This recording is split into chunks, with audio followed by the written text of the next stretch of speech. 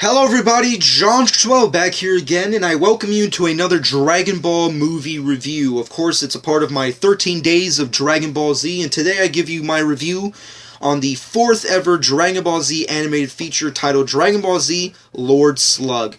Now, of course, this particular movie is very, very different and drastic. It's very reminiscent of Tree of Might, to tell you the truth. It's basically, when I go back and look at it, it's essentially Tree of Might done again. The only exception is that they took out the Saiyan element and put in the Namekian element, which I guess makes sense because at this particular point in time, of course, using the time placement method when it comes to these movies, this kind of particularly takes place in between, for me personally, plot-wise, in between the Namek Saga and the Frieza Saga, basically the Frieza Saga. So it makes sense to make a very Namekian-orientated picture.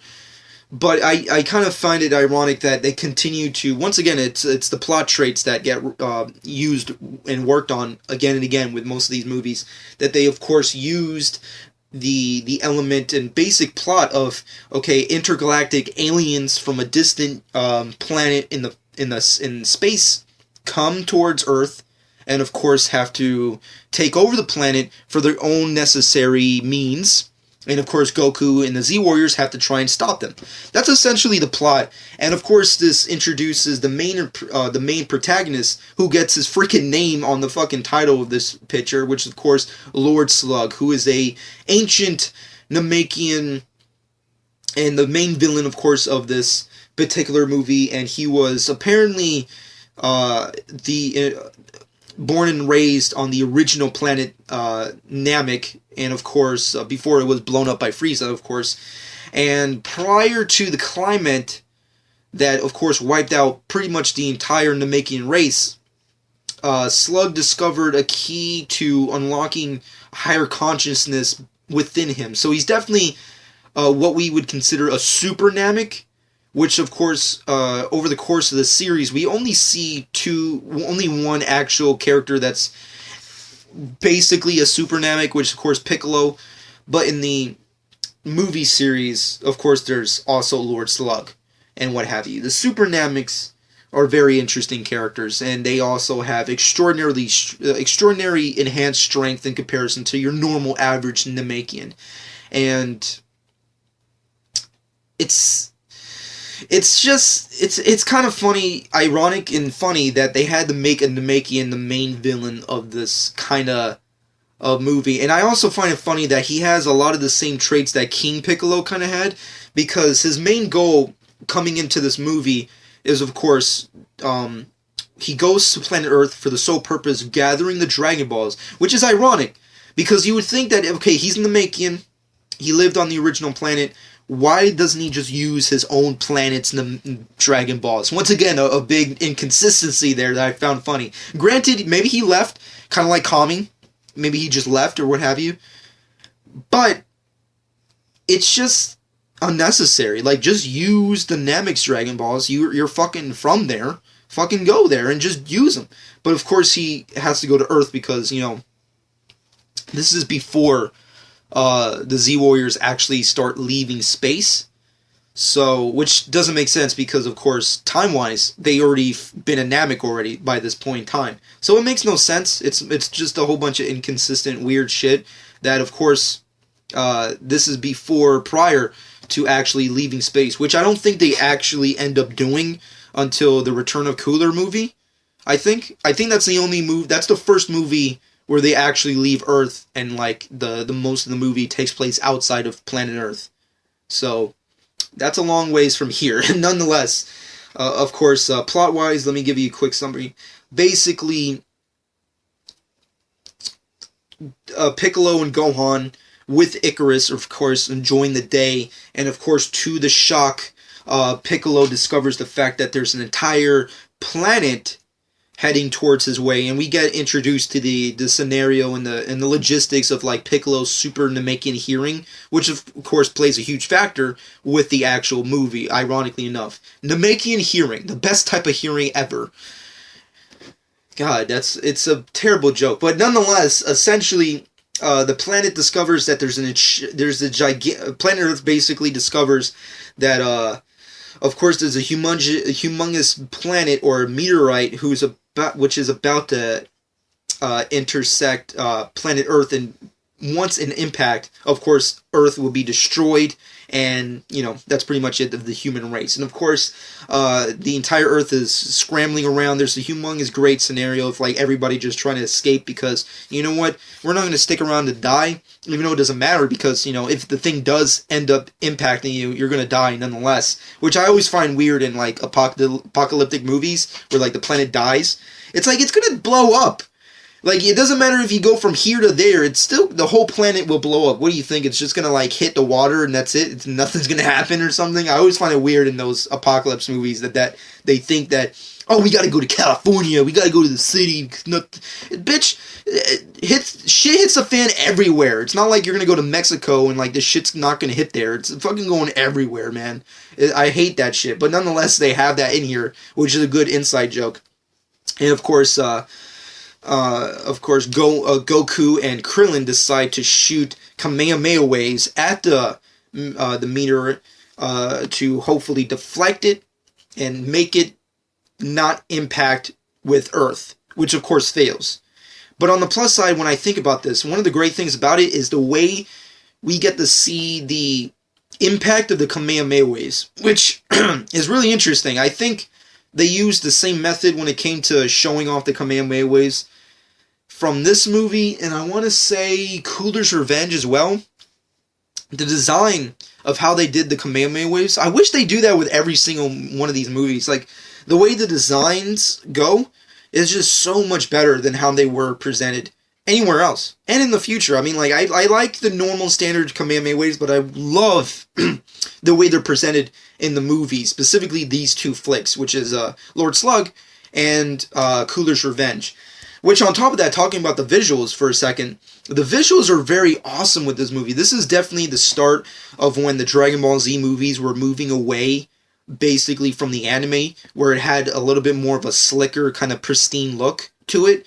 And it still had the same grandness that the prior movies had, like Dead Zone and Tree of Might or what have you, which are awesome, of course. But this is when they actually started giving characters a little bit more of a defined look, definitively.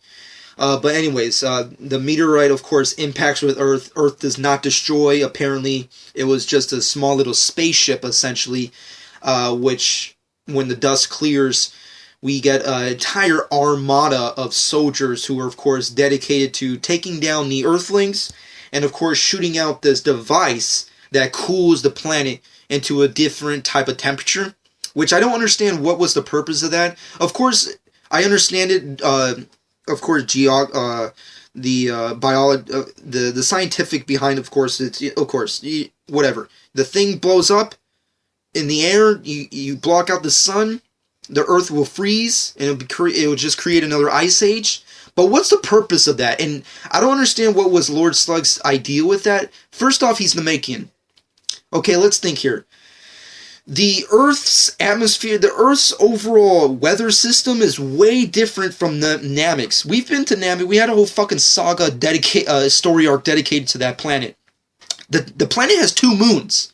It's hot and it's sunny all day, every day, which is why everything's green on that planet.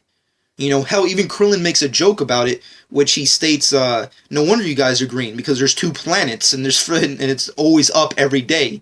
Which I think was stated when they met up with Dende, the character of Dende. Spoilers. But Lord Slug is Namekian. We find out later in the movie. He's Namekian. He's a super Namek. Why does he need the temperature to be so low for him to survive? I never really understood that in this movie, because biologically he would need heat to survive instead of ice. I don't understand it. It was just very weird.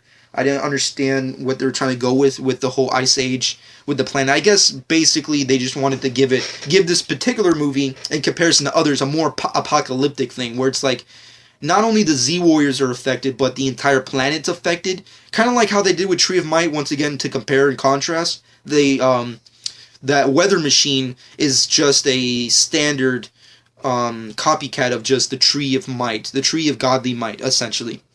So that's what they were basically going for, but I just found it to be stupid and doesn't make any sense. Nonetheless, of course, the Z-Warriors must try and stop Lord Slug, but of course, it proves unnecessary. Of course, Goku and Krillin have been taken down.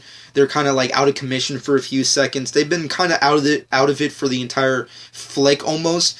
But up until then, Lord Slug decides once the temperature changes, we must find the Dragon Balls to summon the dragon in order to get Lord Slug eternal life again. Because Lord Slug, once again, just like King Piccolo, is very old. So he wants to get back his youth so he can be as strong as he was when he was a kid. Once again, another really weird, inconsistent thing, which I find funny that they did this again. Which is, one, how is it guaranteed that just by, obviously becoming younger again, you become stronger? I don't understand that. Like, the characters usually in the Z-Warriors, when you get older, you get stronger. Like, Goku, when he's at the end of Z, he's obviously significantly older from what he was when, the beginning of the series, obviously. But he's way stronger. He's a god, practically. But in this kind of scenario, you get the feeling like, okay, well, when you're younger, when it comes to the Namekians, when you're younger, you're stronger.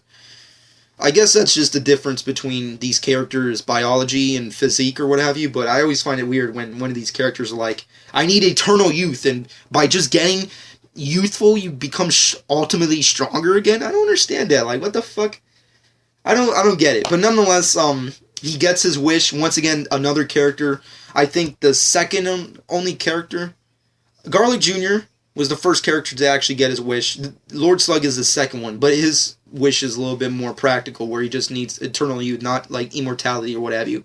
Nonetheless, the Z-Warriors must try and stop Lord Slug and destroy his armada, and of course, destroy the weather-making machine that's creating this ice age over the Earth.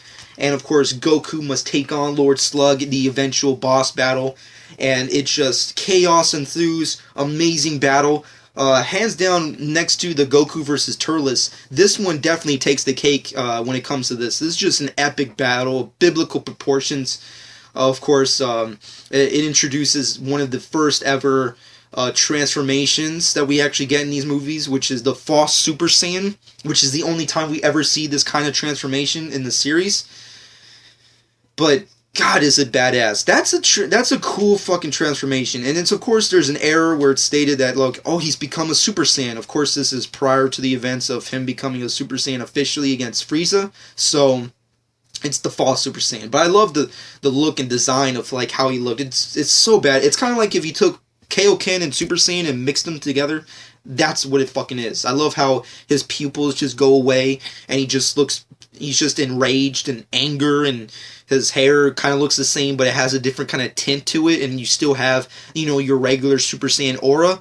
Fuck, I just love that design. It just looks so badass. I wish they could have incorporated that more into the series, or at least in future stuff, particularly the movies, the non-canon movies. But nonetheless, Goku loses his transformation, obviously, and Lord Slug reveals to Goku that he is Namekian, and then just starts to bring out the more super Namekian powers, which of course growing his size and what have you, which is, not really anything new because we saw Piccolo do that in Dragon Ball, so it's not really that big of a change. Nonetheless, a whole bunch of really interesting things continue to take place. Piccolo obviously tries to team up with Goku to stop Lord Slug. Lord Slug proves to be way too powerful for the two. And at the end of the day, Piccolo must give his own power to Goku so Goku can use this energy to try and stop Lord Slug. Because, of course, it has to go down. And, of course, at the end of the day, once again, more recurring plot traits. Goku creates a spirit bomb, shoots it out at freaking Lord Slug, destroys him, also destroys that weather-making fucking pod, exploding it, removing all the dark clouds from Earth's atmosphere, and giving Earth its life again. And of course, at the end of the day, it's a day saved by the Z Warriors, particularly Goku. It's a fucking good day to be alive because Goku has saved us once again. And I love the overall remarks that we kind of get here and there from every other character, specifically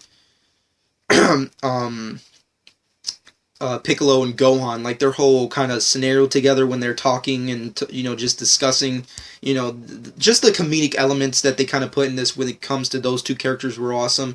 Icarus was also in this movie, which is his second ever. Yeah, his second. The first time was last movie, which was Tree of Might. So this is going to be his second cameo in a Dragon Ball feature, which is awesome. I always like seeing Icarus. The design for the characters, I wasn't really too big on it. I prefer Turles's gang designs more in comparison to Lord Slug's. Lord Slug's, I always felt that his characters were always less cool looking. They just, like, the little guy had a cool power. Like, he had this really interesting, like, ability to, like, create, like, these little minions or whatever that crawl out of his body and they shoot out in Gohan's face or whatever and absorb his power or what have you. That's all cool and whatever, but I always felt that I prefer the Tree of Might stuff. Like, the Tree of Might is just superior. It's just way cooler and awesome. But I do love the design of Lord Slug. His overall outfit was cool. I like the fact that they brought in a Namekian villain, which is, I guess, the first and last time they did that for Dragon Ball Z particularly. I love the cameos of certain characters.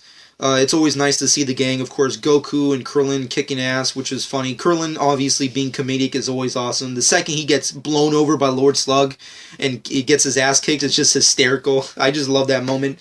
Overall, everything is just pretty cool, and I love the fact that this is actually another first for the dubs for Dragon Ball Z movies. This is the first time where Funimation 8 actually gave this Dragon Ball Z movie its own soundtrack, because prior to this, it's pretty much had its Japanese soundtrack, and I know a lot of Japanese Dragon Ball Z fans or purists prefer the Japanese soundtrack in comparison. But nothing beats this shit. I'm telling you, the second they started fucking putting in awesome bands and bands' music, like getting permission, you have to think about this in perspective, people. You need to fucking think about this perspective. Getting permission from musical artists and composers is very difficult. For them to get that for Dragon Ball Z, and of course this is at the height of fucking Dragon Ball's popularity, so it made sense to fucking do it and, let it go. But, shit, the fucking list is awesome. You got fucking Disturbed, Breaking Point, American Pearl, fucking Finger 11, Deftones, fucking awesome music. It's just badass. I mean, Disturbed and Dragon Ball Z, who has not fucking put a fucking mashup of those two fuckers in a fucking YouTube fucking video? There's probably dozens of them, especially back in the day. Now they're different, of course, wildly different. But back in the day, Disturbed was like the number one, band that they put music for fucking Dragon Ball Z back in the day. But nonetheless, this movie is awesome. I love the character of Lord Slug, even though his intentions were weird and kind of stupid at times. Goku kicked ass. The false Super Saiyan transformation is cool. Every other character was pretty awesome. The visuals are awesome. The comedy was on point. Icarus, always nice to see that freaking dragon. Lord Slug's minions, I weren't really big on them. I prefer the Tree of Might. But overall, I have to give this particular movie, I guess, a 6.5, a 7, 6.5 out of 10, definitely. I prefer the Tree of Might more. If I had to compare the two, I definitely would love, I love Tree of Might more. Story-wise, visual, just overall in action. It's just a better movie. This one is definitely takes the cake. It's definitely awesome. It has a nice, slick kind of look to it. I love some awesome, badass things in this, like Lord Slug versus Goku and the Fall Super Saiyan transformation, and all that awesome stuff. And Piccolo and Gohan and freaking Goku teaming up is always awesome to see. Not to mention the Super Namekian hearing is a funny little way to defeat a character. Is just whistle, Gohan, whistle, you little fuck. That's hysterical. That's fucking the comedy is on point with this movie. Nonetheless, it's a 6.5 for me. It's not the best movie, but it's an awesome movie nonetheless. I definitely I would definitely watch this movie over Dead Zone or The World's Strongest, but I definitely would watch Tree of Might more out of this one. But I hope you guys enjoyed. In the comment section below, let me know what you personally thought about Lord Slug. What did you think about the character? What do you think about the Fall Super Saiyan transformation in comparison to other Super Saiyan transformations? And of course, I'll be back with more Dragon Ball Z movie reviews. And of course, next time, it's going to be a very cool time. No pun intended. Or maybe there was a pun to be intended with that stupid-ass remark. Nonetheless, subscribe to my channel if you've not done so already. Hope you guys enjoyed. This has been John 12.